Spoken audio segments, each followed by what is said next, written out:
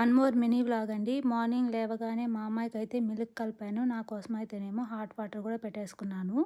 అన్నీ తాగడం అయిపోయిన తర్వాత అయితే ఫ్రిడ్జ్‌లో నుంచి చట్నీలు, పిండి అయితే తీసి బయట పెట్టేస్తున్నాను.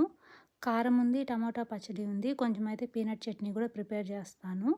ఈరోజు నాకైతే బోండాలాగా తినాలనిపించింది. అందుకని కొంచెం వెజ్జీ మిక్స్ అయితే పిండిలో మిక్స్ చేసేస్తున్నాను. దానిలో అయితే కొంచెం సాల్టు, పసుపు కూడా యాడ్ చేసుకొని అయితే కలిపి పక్కన పెట్టేసుకున్నాను.